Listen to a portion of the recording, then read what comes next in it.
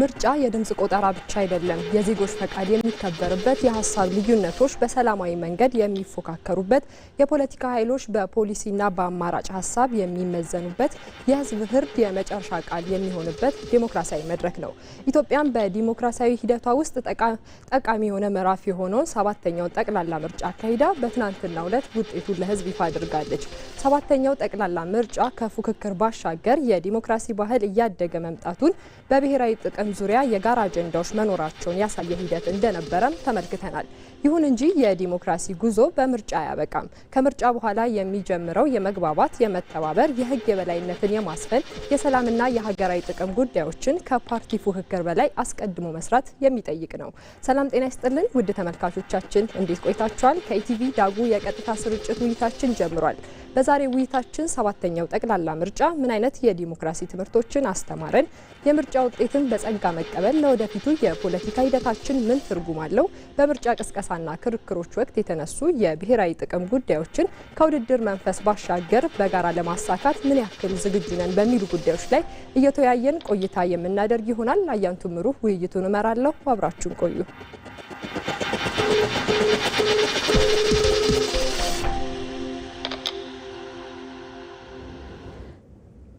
ውድ ተመልካቾቻችን እንግዲህ ቀደም ሲል እንዳነሳሁት በዛሬው በዳጉ የቀጥታ ስርጭት ውይይታችን ከምርጫ በኋላ ስላሉ የተለያዩ ጉዳዮች እያነሳን ነው ቆይታ የምናደርገው። በውይይታችንም ጥያቄዎችን ሊመልሱልን እንዲሁም ደግሞ ማብራሪያዎችን ሊሰጡን እዚህ ስቱዲዮ የተገኙ እንግዳችን ዶክተር ሙልጌታ አየለ ናቸው። የሰላምና ደህንነት መምህር እንዲሁም ተመራማሪ ናቸው። እንኳን ደህና መጡ ዶክተር። እንኳን ተገናኘ። እዚህ ድረስ ስለመጡ ጊዜዎትን መስዋዕት አድርገው እጅግ አድርገን እናመሰግናለን። እኔም እድሉን ስላገኘው ደስ ብሎኛል።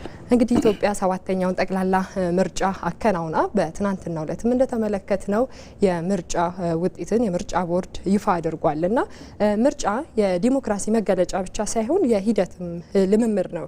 ከዚህ አንጻር ያካሄደው ሰባተኛው አጠቃላይ ምርጫ በሀገራችን በተለይ በዲሞክራሲ ስርዓት ግንባታ ሂደት ላይ ምን አይነት ተቋማዊ ባህልና ለውጥ አምጥቷል ማለት እንችላለን? ከዚህ እንጀምር። እንግዲህ አመሰግናለሁ። በድጋሚ ምርጫ የሚባለው በዲሞክራሲ ስርዓት ውስጥ አንዱ እሴት ነው። ነጻ፣ ፍትሃዊ፣ ጊዜውን የጠበቀ ምርጫ ማከናወን ዲሞክራሲን የሚከተሉ ሀገሮች ውስጥ የሚጠበቅም ጉዳይ ነው። እሱ ብቻ ሳይሆን የዜጎች ተሳትፎ ይጠበቃል። ይሄ ወደ 9 የሚጠጉ የዲሞክራሲ እሴቶች የሚባሉ አሉና የመጀመሪያው የህዝብ ሉዓላዊነት የሚባለው ነው። በዚህ ውስጥ ላይ ሰባተኛው ሀገራዊ ምርጫችን ሊያደርግ የሚችለው የህዝብ ተሳትፎን በብዙ መልኩ ያጠናክራል። ህዝቦች በምን ጉዳይ ላይ ይሳተፋሉ ካልን በመምረጥ ሂደት ላይ ይሳተፋሉ። ሌላው በመመረጥ ሂደትም ላይ ይሳተፋሉ። ስለዚህ በኢትዮጵያ ውስጥ ያለው የፖለቲካ አምስቱ ፖለቲካ ተሳትፎ የምንለው እድሜያቸው 18 የሞሉ ዜጎች ይመርጣሉ፣ 21 የሞላቸው ይመርጣሉ፣ ይመረጣሉ። አንድ ሰው የትኛውንም የፖለቲካ ፓርቲ አባል የመሆን መብት ነው። ሶስተኛው አራተኛው የሚባለው የትኛውም አይነት ሀሳብ በነጻ ፍትሃዊ በሆነ መልኩ ግልጽነት ባለው አግባብ ማራመድ፣ ማንቀሳቀስ እሱን መብት ይሆናል። መጨረሻ ላይ እንግዲህ አምስተኛው የሚባለው ድምጽ መስጠት ነው። በዚህ ሂደት ውስጥ የሰባተኛው ምርጫ ምን አሳይቶናል ካልን የዜጎች ተሳትፎ በይበልጥ በብዙ መልኩ ታይቷል። ዜጎቻችን ከ54 ሚሊዮን በላይ የሚሆኑ ዜጎች ከጠዋት በጣም እንግዲህ ምርጫ ሂደት ውስጥ የምንለው 3 ምርጫ ሂደቶች ውስጥ ነው። ቅድመ ምርጫው ላይ በጣም በብዙ መልኩ ዜጎቻችን ወጥተው ተመዝግበዋል። ቅድመ ምርጫ ላይ ተቋማት ያደረጉ ጉዳይ አለ። ሁለተኛው ቀጥሎ የሚኖረው የድምጽ ቀን መስጠት ነው። ድምጽ ለሚፈልገው ፓርቲ ለተከራካሪዎቹ ይሄ ይሻላል ለሚለው ፓርቲ ይሰጣል። ሶስተኛው ሂዶ የሚሆነው እንግዲህ ድህረ ምርጫው ነው። ምርጫው ሰላማዊ እንዲሆን ውጤቱን መቀበል፣ በዛ ውጤት ለሂደት ውስጥ መሄድ ነው።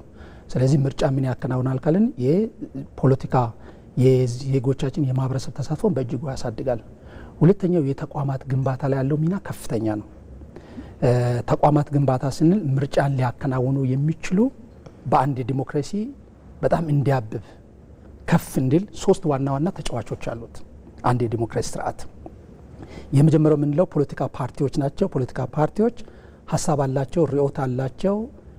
ለሚፈልጉት እሳቤ ምናልባት አገር በቀል ሊሆን ይችላል፣ ከውጭ ሊሆን ይችላል፣ ከሌላው ዓለም ላይ እሳቤን መሰረት ያደረገ ፖለቲካል ኦፒኒየን ይኖራቸዋል። በዛ እሳቤ መሰረት ላይ ይወዳደራል ፖለቲካ ፓርቲዎች። ሁለተኛው ሚዲያዎች ናቸው። ሚዲያዎች ያስተምራሉ፣ ማህበረሰቡን ያነቃሉ። ሶስተኛው ሲቪክ ማህበራቶች ናቸው። ሲቪክ ማህበራቶች እንደምናውቀው እነዚህ ሲቪክ ማህበራቶች የምንላቸው በመንግስትና በህዝብ መካከል አገናኝ ድልድይ ናቸው። የትኛውም ፖለቲካ ፓርቲን አይወግኑም። እነዚህ በእኛ ሀገር ለኢትዮጵያ ውስጥ ስናያቸው በጣም በርካታ ናቸው። የሲቪክ ማህበራት ወይም ሲማዶች የምንላቸው የሴቶች ፌዴሬሽኖችን ካየን በጣም ምስጋና የሚገባቸው ከ14,000 በላይ ታዛቢዎችን በመላ ሀገሪቱ አሰማርተው እንግዲህ ምርጫ ቦርድ ትናንትናም ሲገልጽ እንደነበረው በጣም በርካታ የሲቪክ ማህበራቶች ሮላቸው ከፍ ያለ ነው። ከህዝቡ ተሳትፎ ተጨማሪ ከፖለቲካ ፓርቲዎች ከሚዲያዎች ዘገባዎች ተጨማሪ እነዚህ ሲቪክ ማህበራቶች በአንድ ሀገር ውስጥ ያለው የምርጫ ሂደት ጠንካራ እንዲሆን ብዙ ሚና ይጫወታሉ። ስለዚህ በማህበረሰባችን ውስጥ ያሉ በጣም በርካታ እንግዲህ የሴቶች ፌዴሬሽን መመስገንም ያለበት ትናንትና ምርጫ ቦርድን በዛ ደረጃ ላይ ማመስገን ከ14,000 በላይ ሴቶችን በመላ ሀገሪቱ አሰማርተው ምርጫው እንዲታዘቡ ማህበረሰቡን እንዲያነቁ ያሰማሩበት መንገድ፣ ሌሎችም ተመሳሳይ የወጣቶች ፌዴሬሽን፣ የህግ ባለሙያ ሴቶች ማህበር፣ በተለይ ኢመንግስታዊ የሆኑ ምርጫውን ሊደግፉ የሚችሉ እነዚህ ናቸው። ስለዚህ ሶስቱ የምንላቸው በእነዚህ ጉዳዮች ነው። የተቋም ግንባታ አለ። እዛ ተቋም ግንባታ ውስጥ ማን እናያለን? ምርጫ ቦርድ እናያለን። ይህ 7ኛው ምርጫ ቦርድ ምርጫው ሲከናወን ብቻውን ምርጫ ቦርድ አይደለም ያሰራው። ተሳታፊዎቹ በጣም በርካታ ናቸው። እነዚህ አስቻይ የምንላቸው ተቋማቶች፣ እንባ ጠባቂ ተቋማቶች፣ የሰብአዊ መብት ኮሚሽን፣ የፌዴራል ፖሊስ፣ የጸጥታ አካላቶችን በየደረጃው ያሉት በተለይ የምርጫው ስኬት የተጫወቱት ሚና፣ ምክንያቱም አገራችን ውስጥ አልፎ አልፎ የተወሰኑ የጸጥታ ችግሮች አሉ። እሱን አረጋግተው ምርጫው ሲከናወን የሄዱባቸው ርቀቶች፣ ምክንያቱም ምርጫ ቦርድ ያን ሁሉ ሰራተኛ አሰማርተው ያን ሁሉ አስመራጮችን በየምርጫ ጣቢያዎቹ አድርገው አሰልጥኖ ቁሳቁስ አድርሶ አስቻይና ተግዳሮቶች ምንድናቸው ብሎ ተንትኖ አይቶ በየምርጫ ጣቢያው ያሉትን ደግሞ አስመርጦ ካስመረጠን በኋላ የማደማመር ስራ ሰርቶ ወደ መጨረሻው የውጤት መግለጽ ጋር ሲደርስ በዚህ ውስጥ ተሳታፊዎቹ በጣም በርካታ ናቸው። ስለዚህ እነዚህ ሁሉ ሲደረግ የተቋማት ግንባታው ጥሩ ደረጃ ደርሷል ብለን እናገራለን። አሁን የኛ ነገር የምርጫ ቦርድ እንግዲህ አንዳንድ ነገራቶች የምርጫ ኮሚሽን ይሉታል፣ እኛ ጋር ያለው የምርጫ ቦርድ ስለሆነ አሁን ቦርዱ የሄደበት ርቀት ከፍ ያለ ነው። እንግዲህ በታሪካችን ከደርግ ማግስት በኋላ 87 የሚለውን የመጀመሪያ ምርጫ በኢትዮጵያ ታሪክ፣ ሁለተኛው ምርጫ የሚለው 92 የነበረው ነው። ከዛ 97 የነበረው በጣም በርካታ ህዝብ ተሳትፎበታል። ብዙ ፖለቲካ ፓርቲዎች ነበሩ። ታሪካዊ ነው በእኛ ሀገር ደረጃ ላይ። ከዛ በላይ የነበረው 2002 የነበረው ነው። 2007 የነበረው ነው።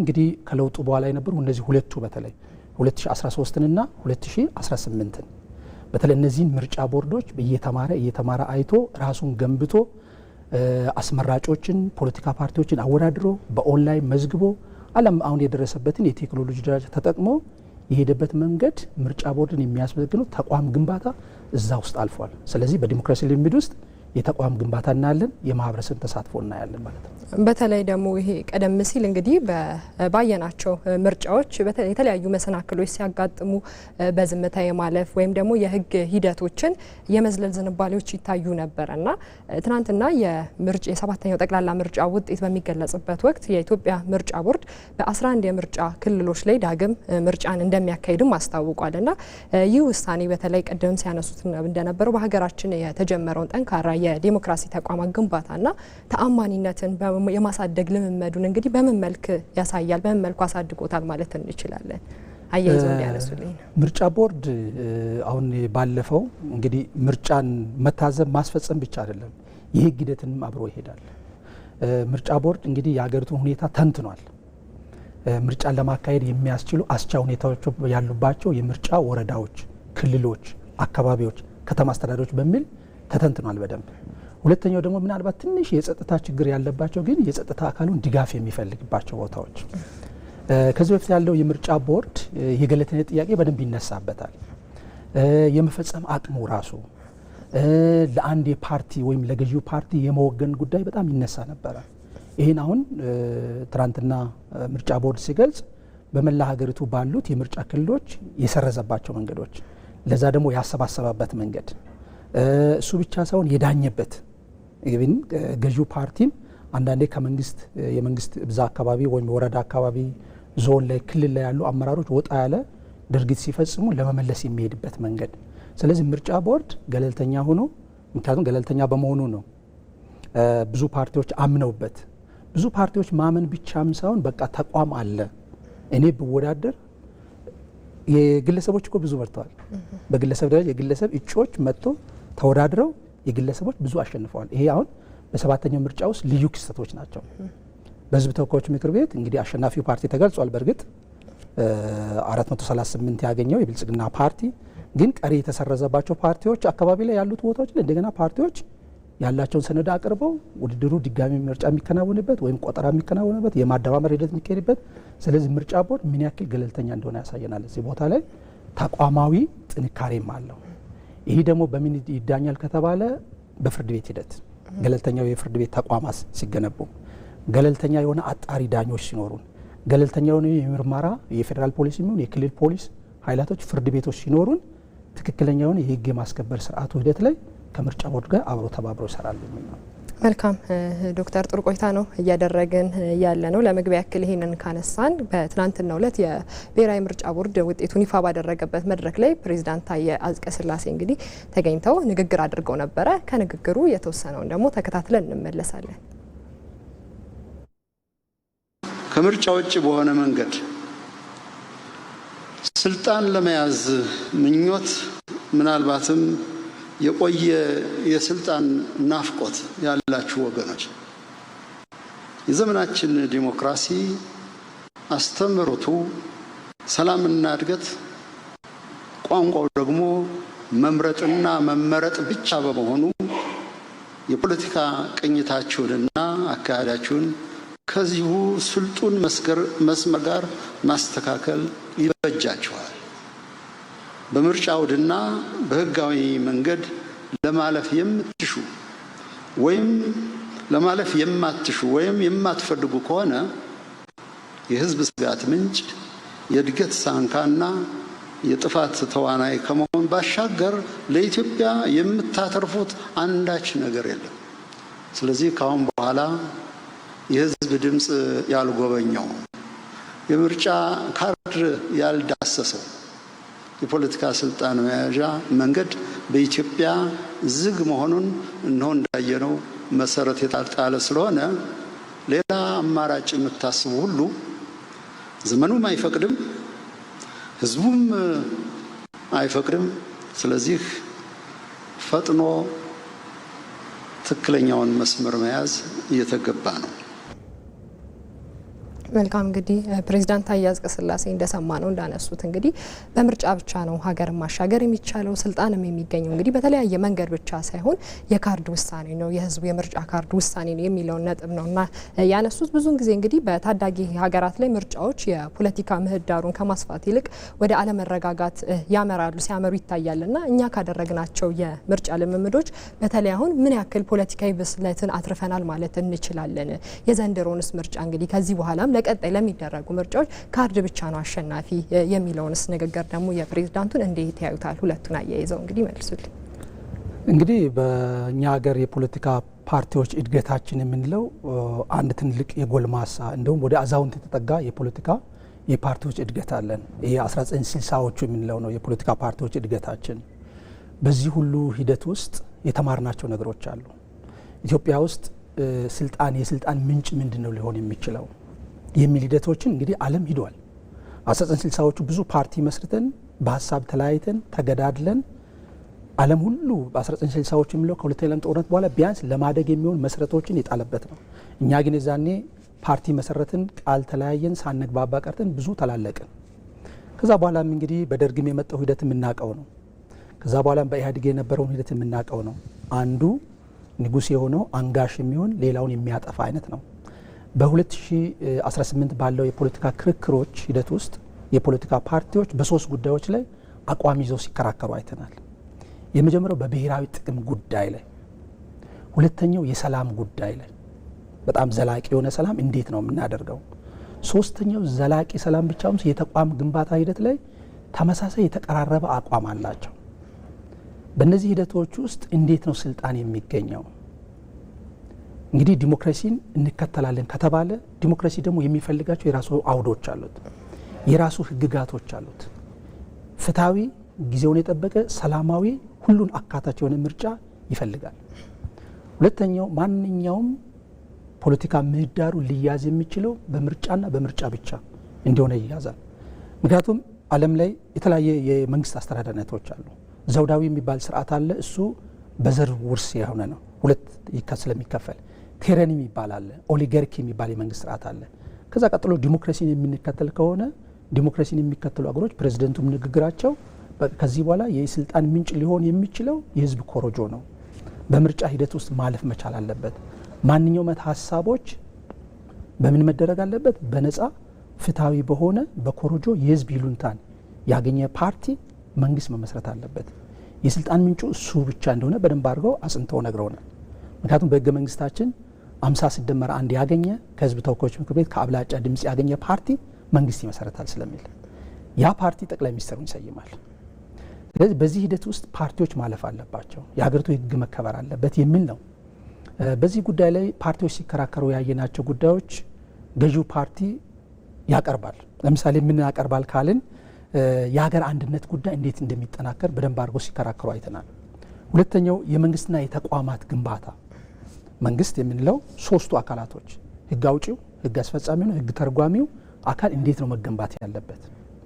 እሱ ብቻም ሳይሆን በህግ አውጪውና በህግ አስፈጻሚው መካከል ያለው ይሄ በተለይ አንዳንዴ ቼክ ኤንድ ባላንስ የሚባለው ተጠያቂነት፣ ግልጽነት የሚባለው አንዱ ጋር ጣልቃ የሚገባው ነገር በሱ ጉዳይ ላይ ግልጽ በሆነ አቋም ውስጥ እነዚህ በሶስቱም የመንግስት የሚባለው ክፍል ውስጥ ህግ አውጪው ላይ፣ ህግ ተርጓሚው፣ ህግ አስፈጻሚው ላይ በደንብ የጠራ ክሊር የሆነ ልዩነቶች እንዳለው ሲያሳየን አይተናል።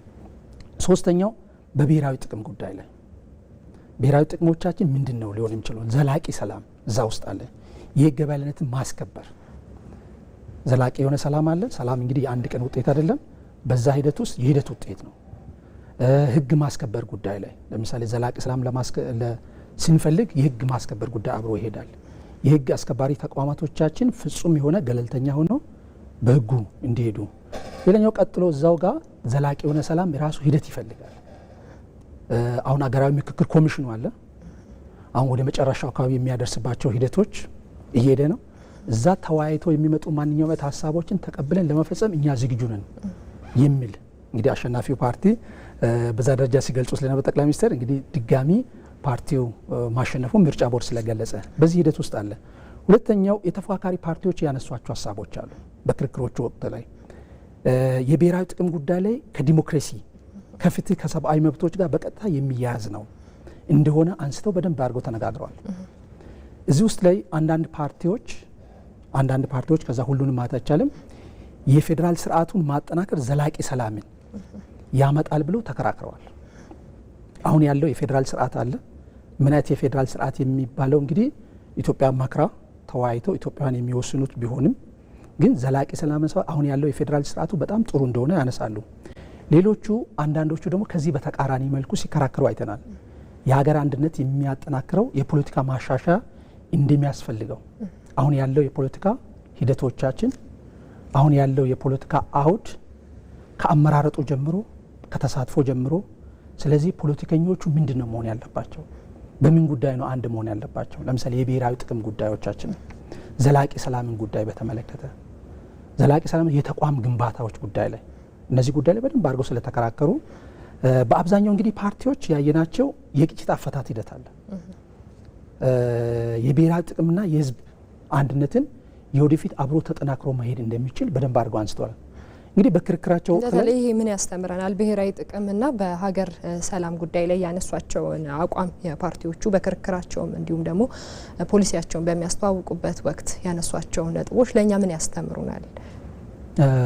እንግዲህ ፓርቲዎቹ በብዙ ጉዳዮች ላይ ሀሳብ አንስተው ሲከራከሩ አንደኛው የክርክራቸው ነጥብ የነበረው ብሔራዊ ጉዳዮች ላይ ነው። ብሔራዊ ጥቅም ጉዳይ ላይ፣ የሀገር ሰላም ጉዳይ ላይ፣ የትምህርት ፖሊሲ፣ ማህበራዊ ጉዳይ፣ ቋንቋ ላይ፣ የውጭ ጉዳይ ፖሊሲው ምን መሆን አለበት፣ የግብርና ፖሊሲው ምንድን ብናደርግ ደግሞ የተሻለ ይሆናል፣ የቱሪዝሙ ምንድን ነው መሆን ያለበት፣ እንዲህ ያሉ በጣም በርካታ ጉዳዮች ላይ ነው በርካታ ጊዜ ወስደው የተከራከሩት። በብሔራዊ ጥቅም ጉዳይ ላይ የሁሉም የፓርቲዎች አቋም ተመሳሳይ ነው። ይሄን አንዱ አሁን የብሔራዊ ጥቅም ጉዳይ ያለብን የባህር በር ጉዳይ ያለብን እኛ የኢትዮጵያ በቁመቷ በልኳ ከሀገራት ጋር ትፎካከራለች። ከምስራቅ አፍሪካ ጋር እንፎካከራለን። የጂኦፖለቲካና ጂኦ ስትራቴጂ ጉዳዮች አሉብን። ዓለም አውዱ ተቀይሯል። ጂኦፖለቲካና ጂኦ ስትራቴጂ ላይ ፉክክር ሚዛኑ አዲስ ሆኖ መጥቷል። ከዚህ በፊት አገራት የሚወዳደሩት በእነዚህ በሁለቱ ነጥቦች ነው፣ ጂኦፖለቲካና ጂኦ ስትራቴጂ ላይ ነበር። አሁን ግን አዲሱ የጂኦፖለቲካና ጂኦ ስትራቴጂ የሚባለው ፉክክር የንግድ ወደቦችን በበላይነት መቆጣጠር፣ የኢነርጂ ኮሪደሮችን በበላይነት ማያዝ፣ እነዚህ የሳይበር ጎራዎችን በበላይነት የያዘ አገር፣ እነዚህ ትንንሽ የንግድ ወደብ ከዛ ደግሞ የጦር ቤዞችን በበላይነት የያዘ አገር እሱ የሀገርን ኃይል ሚዛን ይቀይራል። በዚህ ጉዳይ ላይ ኢትዮጵያ ያላት የባህር በር ጥያቄ አለ። ሁሉም ፓርቲዎች ሲከራከሩ፣ ሲነጋገሩ፣ ሲወያዩ ማንኛውም ፓርቲ የባህር ወደብ አያስፈልገን የሚል ያነሳ ፓርቲ የለም።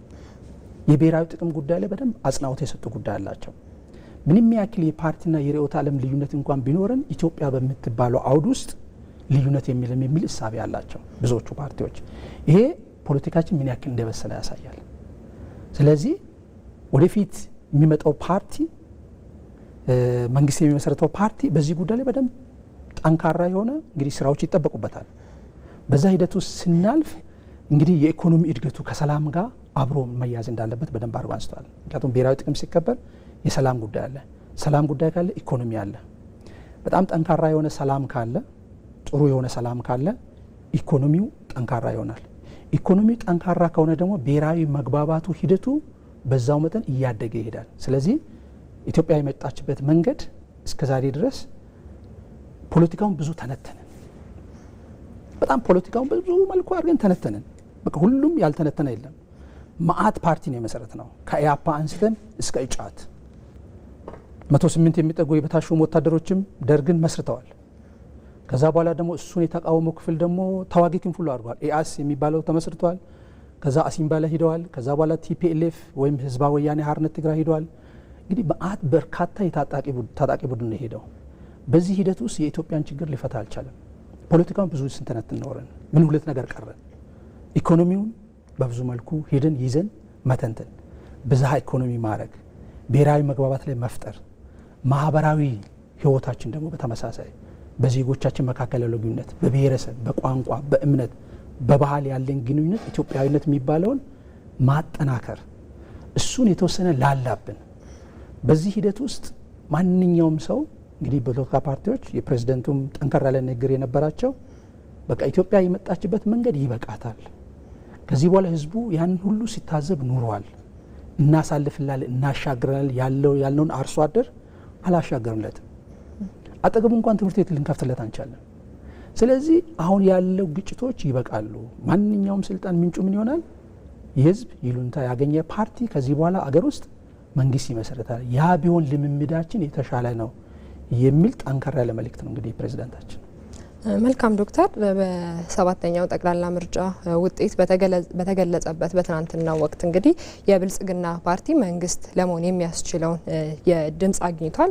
ቀላል የማይባሉ የተፎካካሪ ፓርቲዎች እንዲሁም ደግሞ የግል እጩ ተወዳዳሪዎች በህዝብ ተወካዮች ምክር ቤት እንዲሁም በክልል ምክር ቤቶች ላይ መቀመጫ ማግኘት ችለዋል እና ይህ የተለያየ ድምጽ መኖሩ የፖለቲካ አመለካከት በተለይ በምክር ቤቶቹ ውስጥ መወከሉ ለዲሞክራሲ ስርዓት ልምምድ የህዝቡ ድምጽ በተለያየ አግባብ እንዲወከል እንዲሁም ደግሞ እንዲደመጥ በማድረግ ረገድ ያለው አበርክቶ ምንድን ነው? እንግዲህ በቅድሚያ አሸናፊ የሆናችሁ ፓርቲዎች የግል ተወዳዳሪዎችም እንኳን ደስ አላችሁ። እንግዲህ ትናንት ባዳመጥ ነው 438 አይደል? 438 በህዝብ ተወካዮች ምክር ቤት መቀመጫ ያገኘው አሁን ያለው ገዢ ፓርቲ መንግስት ለመመስረት የሚሆን እድል አግኝቷል። መንግስት መመስረት ብቻም ሳይሆን በአብላጫ ድምጽ ውሳኔዎችን ለማሳለፍ በ2/3 በህግ አግባብ አኳያ ምክንያቱም ከዚህ በኋላ የሚቀሩን ወደ ካሉን 547 እንግዲህ እንደ ጉዳይ ሆኖ ትግራይ አካባቢ ምርጫ አልተከናወነም። በሌሎቹ የሀገራችን ክፍሎች በሁሉም ምርጫው ተከናውኗል።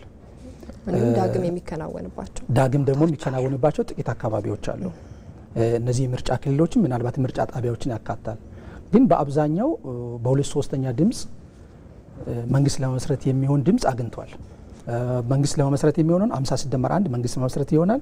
ከዛ ደግሞ በ2/3 ማንኛውም ውሳኔዎችን ለመወሰን የሚሆን እድል አግኝቷል ገዢው ፓርቲ።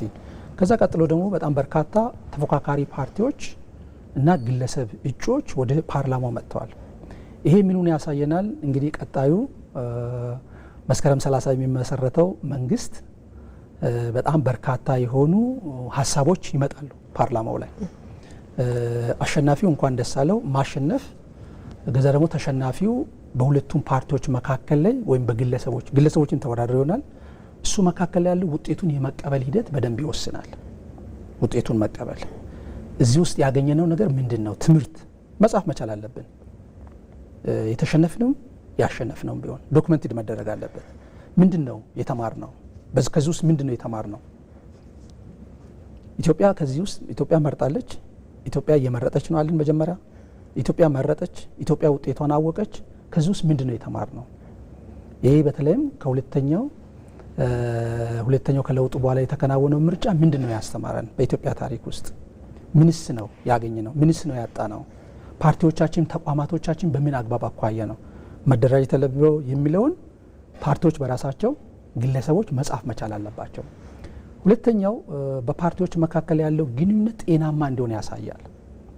ይሄ ማለት 2019 የሚመጣው ፓርላማ የሚመሰረተው መንግስት ብዙ ድምጾች የሚሰሙበት፣ ብዙ ሀሳቦች የሚፋጩበት፣ የፖሊሲ ክርክሮች የሚከናወኑበት፣ የሀሳብ የበላይነት በጣም በብዛት የሚንጸባረቅበት ይሆናል የሚል እይታ አለን። ግለሰቦችም ሲመጡ እዛ አካባቢ ላይ ወክለው የሚመጡት ማህበረሰብ ክፍል አለ።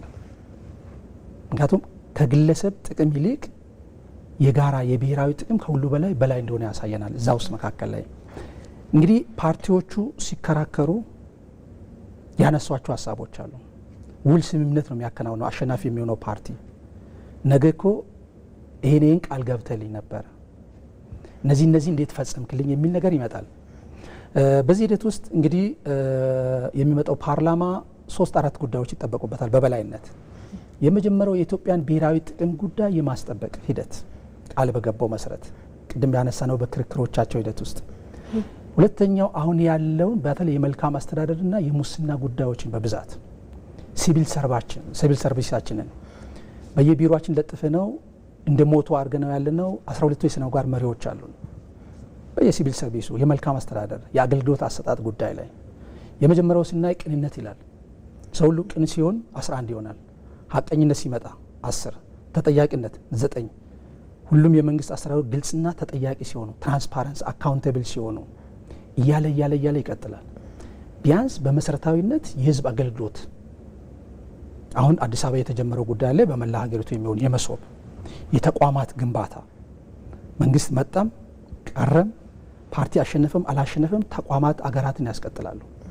ስለዚህ ገለልተኛ የሆኑ በእግራቸው የሚቆሙ ገለልተኛ የሆኑ ጠንካራ ተቋማቶችን የመገንባት ሂደት፣ ፌዴራል ፖሊስ አሁን ባለው ሂደት ማዘመን፣ የሀገር መከላከያችን በምስራቅ አፍሪካ የሚፈራ የአፍሪካን ጉዳይ ጥቅም የሚያስጠብቅ አልፎ ደግሞ በዓለም ተወዳዳሪ የሆነ ለአፍሪካን ወንድሞቹ ጭምር መከታ የሚሆን የሀገር መከላከያ መገንባት አሁን ካለው በአየር ኃይል በቴክኖሎጂ ምክንያቱም እኛ ውድድራችን ከዓለም ጋር ስለሚሆን እሱን የማድረግ ኃላፊነት ትልቅ አለበት።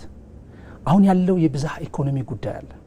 ኢኮኖሚያችን አሁን እያደገ ያለበት ሂደት እሱን ማስቀጠል በተቻለ መጠን አሁን 5 የኢኮኖሚ ስርዓት ላይ ተጨማሪ የኢኮኖሚ ስርዓቶችን አምጥቶ የኑሮ ውድነትን ማቃለል።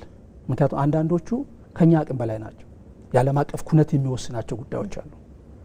የኑሮ ውድነት፣ የዋጋ ግሽበት፣ የፋይናንስ ኢሹዎች እነዚህ አንዳንዱ ከዓለም ገበያ ጋር አብረን የምንወዳደር ስለሆነ እሱን ማድረግ ይጠበቅበታል። ቀጣዩ የመንግስት ሰዓት በቅድም በፖሊሲ ክርክሮች ውስጥ በምርጫ ክርክር ውስጥ ቃል የገባቸው ሙሉ በሙሉ የመፈጸም ሂደት አዲስ አበባ አሁን ያምራል።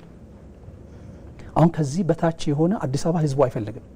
ጽዳቱን፣ ኮሪደሩ ይሄ ማለት ለሁሉም በሀገራችን ክልሎች ያሉ ከተሞቻችን ማዘመን፣ ቱሪዝምን፣ ኢንቨስትመንትን መሳብ፣ ይሄ ፎሬን ዳይሬክት ኢንቨስትመንት፣ ዘላቂ ሰላምን ማረጋገጥ፣ የዜጎች ደህንነት ዋስትና ጉዳይ በዚህ ጉዳይ ላይ በጣም ጠንካራ የሆነ አሸናፊ የሆነ ፓርቲ ይሄ ይጠበቅበታል።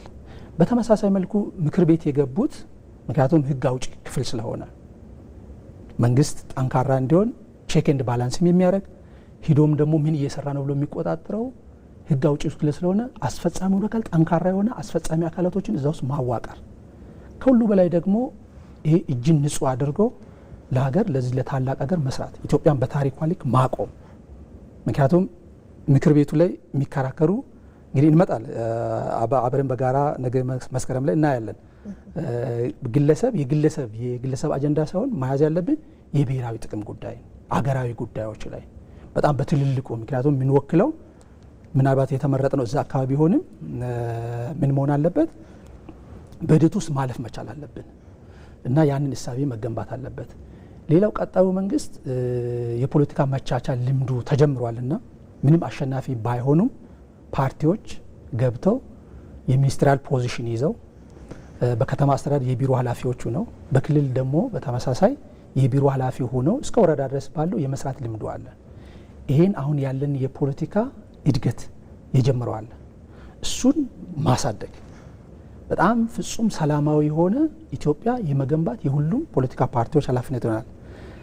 በዚህ ጉዳይ ላይ መረሳት የሌለበት ሁሌም ታላቋን ኢትዮጵያ ምናስበው ምንከራከረው ምንነጋገረው ምንፋጨው ግን ምን ይሁን ቤታችን ውስጥ ሆነን ስንከራከርም ስንወያይም ስንነጋገርም ቢያንስ ለሌላው አሳልፋ ማትሰጥ ኢትዮጵያ መፈጠር መቻል አለባት።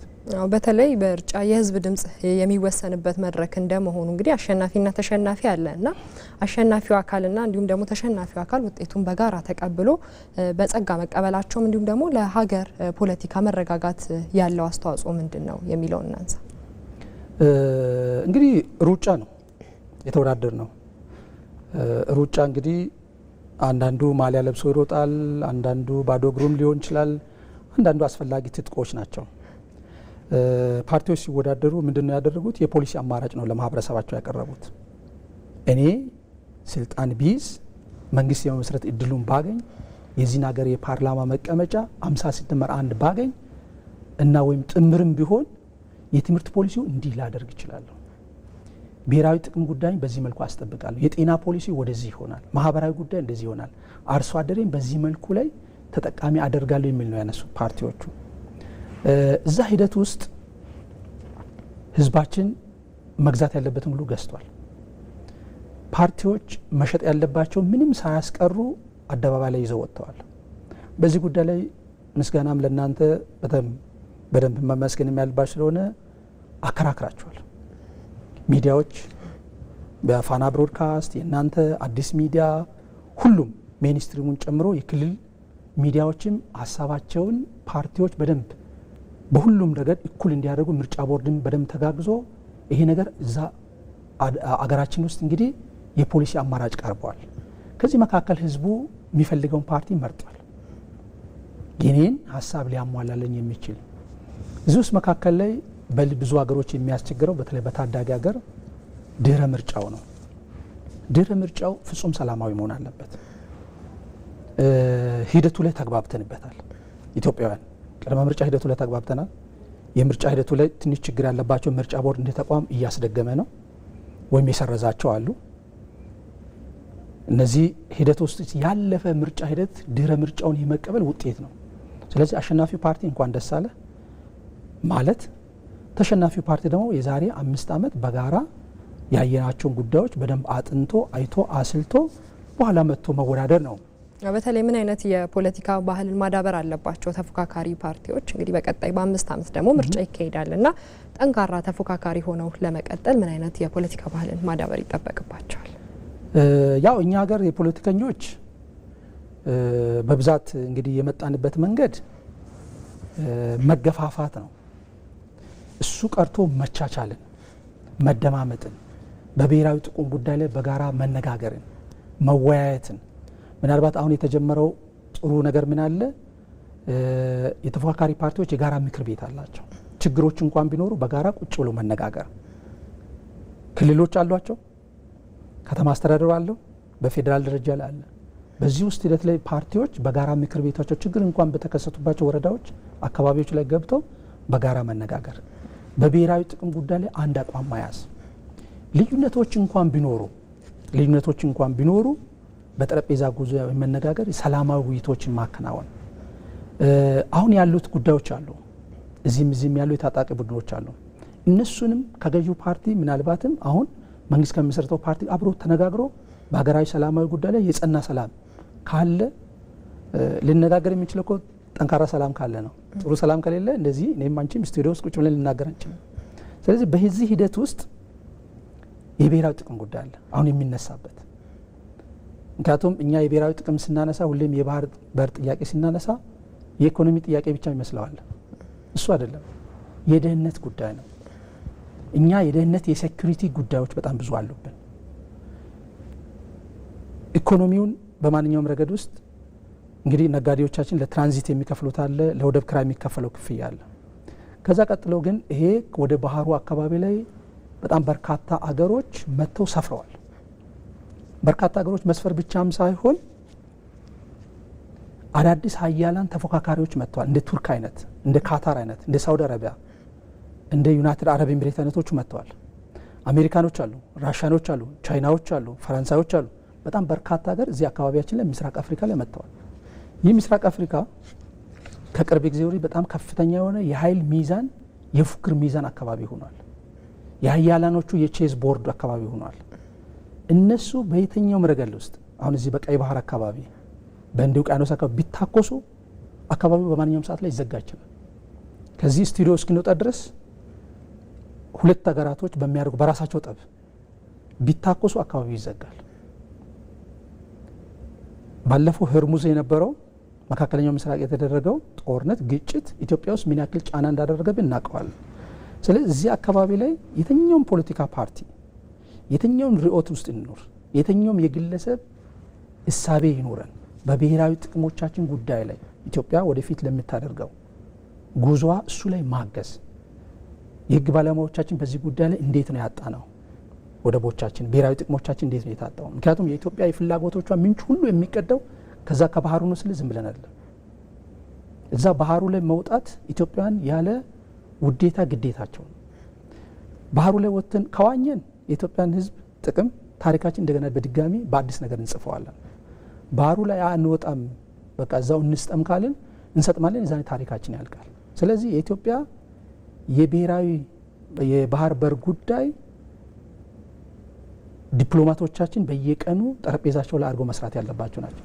የጸጥታ አካላቶቻችን ለዚህ የሚሆን ጉዳይ ካለ በዛ ደረጃ ቁመታቸውን ማዘጋጀት ያለባቸው ናቸው። የባህር ምክንያቱም የባህር ኃይላችን አለ፣ የሀገር መከላከያችን፣ ደህንነት ተቋማቶቻችን፣ አየር ኃይላችን አለ።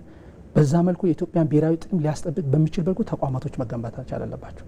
ፓርቲዎች እዚህ ላይ ሀሳብ መስጠት፣ ማዋጣት፣ የሳይንስ ተመራማሪዎች፣ ጉዳዩ የሚመለከታቸው የህግ ባለሙያዎቻችን፣ ሚዲያ ሰዎች የየቀን ድርጊታቸው ቢያንስ በዘገባዎቻቸው በየቀኑ ዘግበው ህዝቦቻችን ማንቃት። በተመሳሳይ መልኩ የህዝብ ለህዝብ ትስስሮቻችን፣ ምክንያቱም እኛና ኤርትራውያን ተመሳሳይ ህዝቦች ነን። ሶማሊያ አለ፣ እኛ ጋም ሶማሊያን አለ፣ አፋር እዛም አለ፣ እዚህም አለ። ቢያንስ የተሳሰረን ህዝቦች ነን። ኢትዮጵያ ቀጠናው አካባቢ ላይ ወጥታ የዚህን አካባቢ ሰላም የማረጋጋት ግዴታ አለባት ሀገር ናት። ስለዚህ እሱ አካባቢ ላይ የሚደረጉ ማንኛውም ንግግሮች፣ ውይይቶች ፖለቲካ ፓርቲዎች መደገፍ፣ መንግስት እንደ መንግስት መምራት። ያንን ስናደርግ እንግዲህ ኢትዮጵያውያን እንደ አዲስ ታሪካችን ይጻፋል የሚል እይታ ነው። መልካም ዶክተር፣ ጥሩ ቆይታ ነው እያደረግን ያለ ነው። ቀደም ሲል እርሶም እያነሱት ነበረ በህዝብ ድምጽ በህዝብ ይሁንታ በህዝብ ድምጽ ያሸነፈው ፓርቲ አለ። ያ ፓርቲ መንግስት ይመሰርታልና የሚመሰረተው መንግስት በተለይ ደግሞ ሀገራዊ እድገትንና የተጀመሩ የተለያዩ የማክሮ ኢኮኖሚ ማሻሻያዎችን ኢትዮጵያ የጀመረችውን የዲጂታል ትራንስፎርሜሽን ጉዞ አለ። እሱን እንዲሁም ሌሎች ስራዎችን በኢኮኖሚ ደረጃ ያሉ በሀገር እድገት ደረጃ ያሉ ሁኔታዎች አሉንና እነሱን ለማስቀጠል በዋናነት ደግሞ የጸጥታና ህግ ማስከበር ላይ ጠንክሮ መስራት እንዳለበት ይታመናል። በተለይ አንድ ሀገር እድገት የሚመጣው የአንድ ሀገር ሰላም ሲረጋገጥ ነው በዋናነትና አዲሱ መንግስት ዘላቂ ሰላምን ለማረጋገጥ ከምን መጀመር አለበት ይላሉ? አዲሱ መንግስት እንግዲህ ዘላቂ የሆነ ሰላም የምንለው ዘላቂ ሰላም ያው የአንድ ጊዜ ውጤት አይደለም። ሰላም መደፍረስም ደግሞ በአንድ ቀን ተነስተው ይሆን አይደለም፣ የሂደት ውጤት ነው። ይዘናቸው የመጣው ቁርሾዎች አሉብን። ይዘናቸው የመጣቸው ደግሞ የታሪክ ጥፋቶች አሉብን። እነዚህን ለመቅረፍ ኢትዮጵያ እየሄደችበት ያለ ጉዳይ አለ። አሁን ያለው ደግሞ ቀጣዩ አዲሱ መንግስት መሆን ያለበት ሁሉንም በተቻለ መጠን አሁን ታጣቂ ቡድኖች አሉ። ምክንያቱም ሀሳቤ የኔ ንግግሬ ውይይቶቼ እዚህ ሳይሆን ከዛ ከጫካው ከመሳሪያ ነው ብለው ደግሞ የሄዱ ቡድኖች አሉ። አንድም በራሳቸው ሁለተኛውም ደግሞ በሌላ መልኩ ተታለው ከሁሉ በላይ የመጀመሪያው መንግስት ማድረግ ያለበት ዘላቂ የሆነ ይሄ አገራዊ ሉዓላዊነትን በደንብ ማስከበር መቻል አለበት። እንግዲህ አንድ ሀገር ለመባል 4 ነገሮችን 5 ነገሮችን ያሟሟላት መቻል አለበት።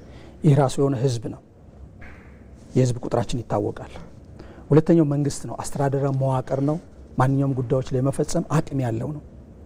ሶስተኛው ሉዓላዊነት ነው። ሉዓላዊነት ምናልባት ውስጣዊም ውጫዊም ይሆናል። የውስጣዊ ሉዓላዊነታችን በተለይ በክልሎች መካከል ያሉ ግንኙነቶች በደንብ አድርጎ መሻሻል መቻል አለበት፣ ዘላቂ የሆነ ሰላም።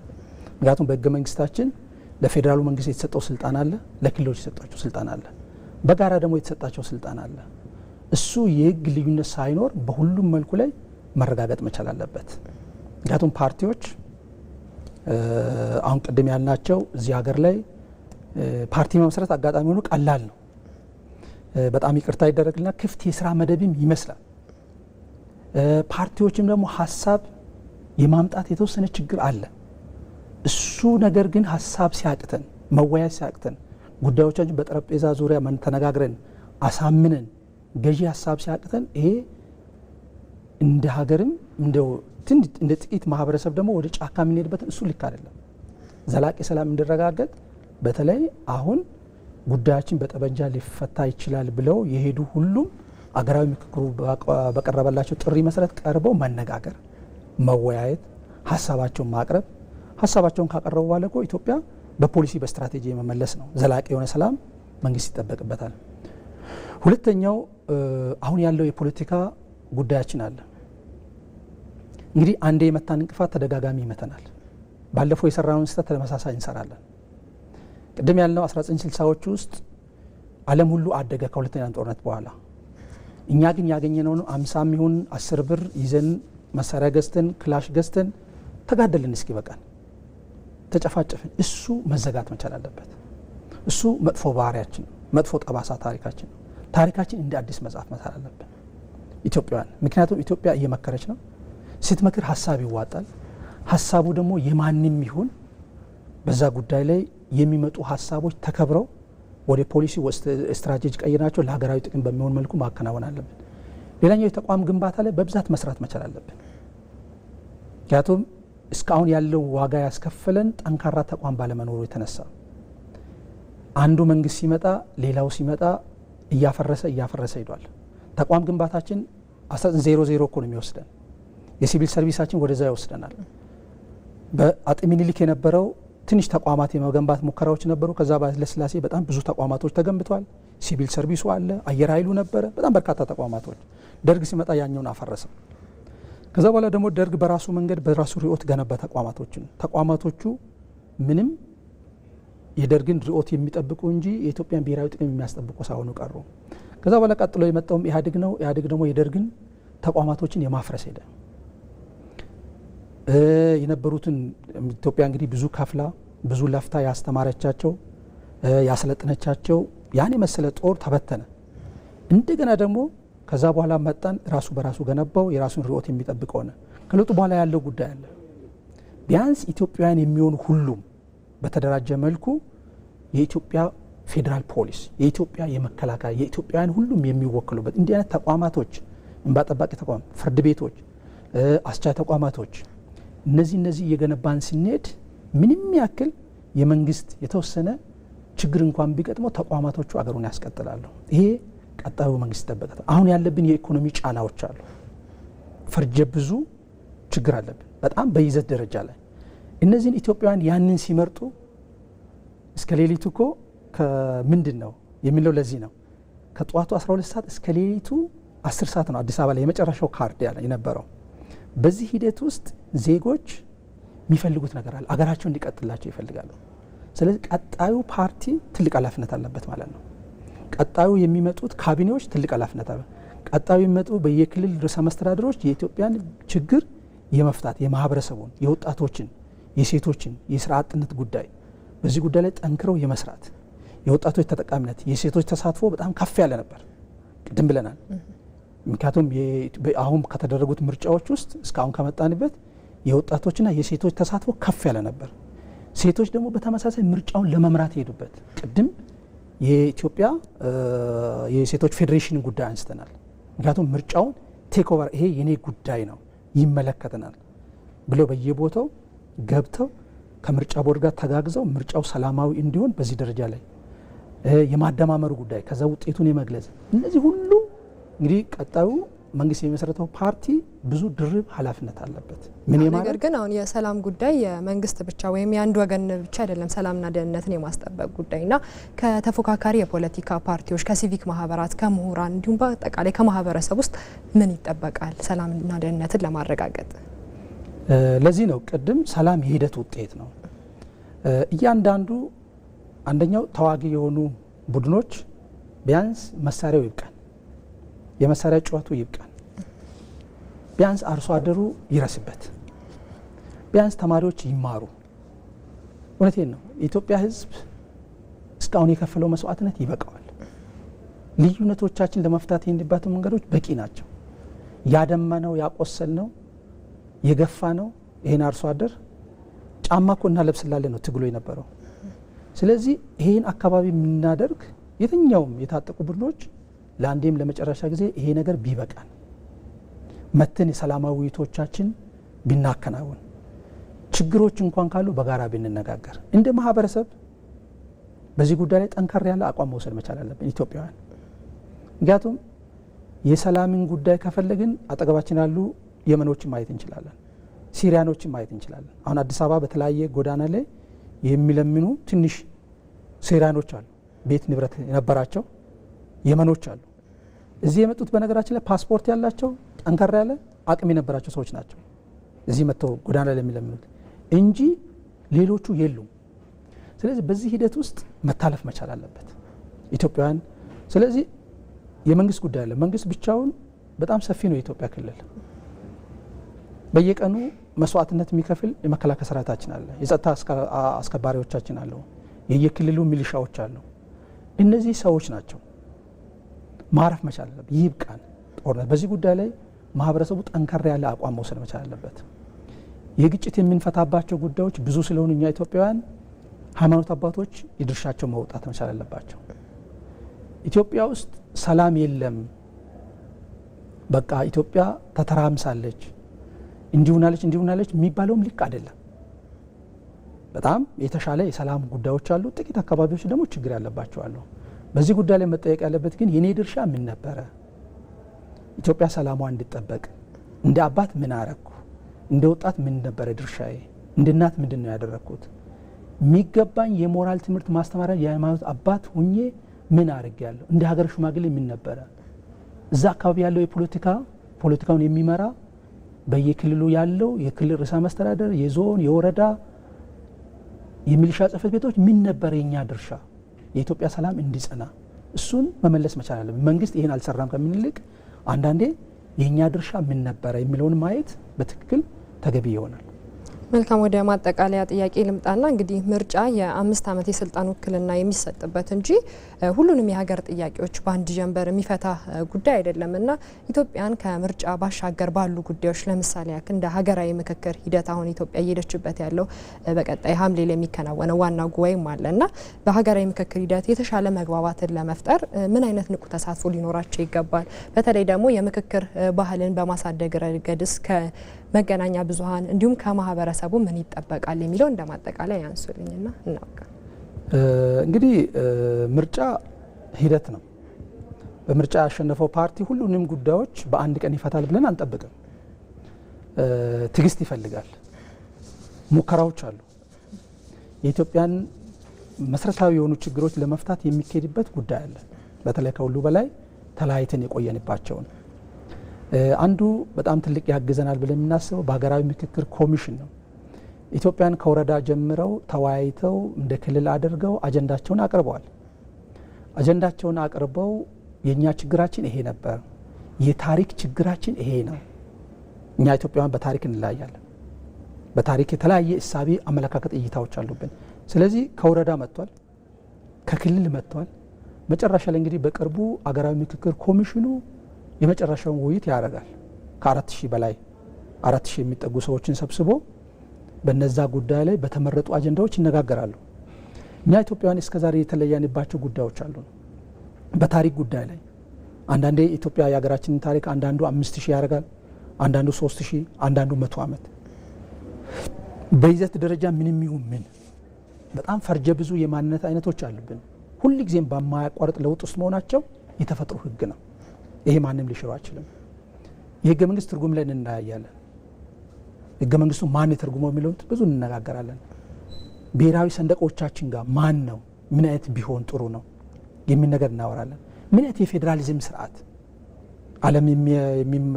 ዓለም የሚመራበት የፌዴራሊዝም ስርዓት አለ። እኛ ሀገር ያለው የፌዴራሊዝም ስርዓት ምን አይነት ይሁን? የመንግስት አስተዳደር መዋቅሩ ምን መሆን አለበት? ስለዚህ የሀገር ግንባታ ጉዳይ እንነጋገራለን። በብሔራዊ ጥቅሞቻችን ጉዳይ እንነጋገራለን። የተቋም ግንባታ ላይ በብዙ እንነጋገራለን።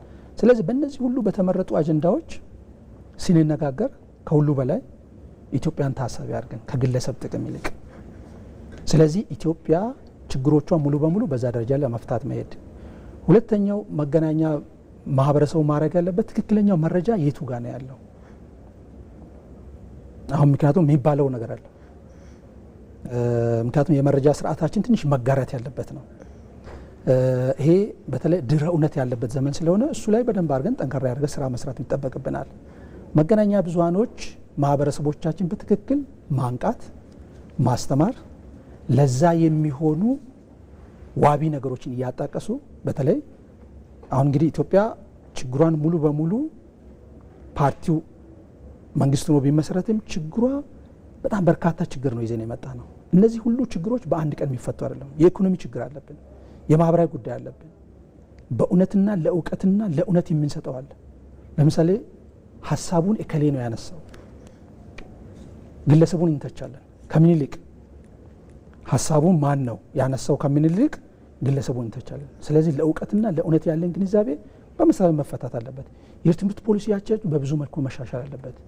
ማህበራዊ ቁሮቻችን በትክክለኛው መልኩ ላይ የሚያቀራርቡን የሚለያዩን ሰውን እሱ ላይ በደንብ አድርገን ከሰራን በጣም ጠንካራ ኢትዮጵያ በጣም በአፍሪካ ውስጥ የምትፈራ የምስራቅ አፍሪካን እጣ ፋንታ የምትወስን ምክንያቱም ከማሊ ተነስተን እስከኛ ሀገር ድረስ ያለው በጣም ፍራጃይል የሆኑ ስቴቶች ናቸው ያሉት። የምስራቅ አፍሪካን እጣ ፋንታ የሁለቱንም ሱዳኖች፣ ሶማሊያ ያለውን፣ ጅቡቲ ላይ፣ ኤርትራ ያሉትን ጉዳዮች የመወሰን እጣ ፋንታ ያለው ኢትዮጵያ ውስጥ ነው። ኢትዮጵያ እጅ ላይ ነው ያለው። የአፍሪካን እጣ ፋንታ የመደራደር አቅሟ አድጓል። ግሪን ሌጋሲዋ ከፍተኛ ነው። ተቋማቶቻችን ከፍተኛ ናቸው። እኛ በምናሳንሳት ልክ አይደለችም ኢትዮጵያ ያለችው። በዓለም የመደራደር አቅሟ ከፍ ያለ ነው። ስለዚህ በጣም ጠንካራ የሆነች በጣም የምትፈራ ኢትዮጵያ አፍሪካ ውስጥ በዓለም የመደራደር አቅሟ ደግሞ ከሁሉ በላይ ከፍ ያለች ብሔራዊ ጥቅሟን የምትወስድን ከሁሉ በላይ ደግሞ የኢትዮጵያን ችግር ሊፈቱ የሚችሉት በልጆቿ የነገዋ ኢትዮጵያ እጣ ፋንታ ተስፋዋም በልጆቿ እጅ ነው። ያንን የምታደርግ በጣም ጠንካራ ብርቱ የሆነች በአንቺም በእኔም በተመልካቾቻችንም እድሜ የምትፈጠረው ኢትዮጵያ አስፈሪ ማትለምን የምትሰጥ በቴክኖሎጂ ከፍ ያለች አገር ትፈጠራለች የሚል እይታ አለ። መልካም ዶክተር ሙልጌታ አየለ የሰላምና ደህንነት መምህር እንዲሁም ተመራማሪ እዚህ ድረስ ተገኝተው ስለሰጡን ማብራሪያ እጅግ አድርገን እናመሰግናለን። እኔም እጅግ አመሰግናለሁ። ውድ ተመልካቾቻችን የዛሬው የዳጉ የቀጥታ ስርጭት ውይይታችን የተከታተላችሁትን ይመስል ነበረ። አያንቱ ምሩ ከመላው የስቱዲዮ የቀጥታ ስርጭት ባለሙያዎች ጋር በጋራ በመሆን ውይይቱን እየመራው አብሬያችሁ ቆይታ አድርጌያለሁ። መልካም ቀን ተመኘው።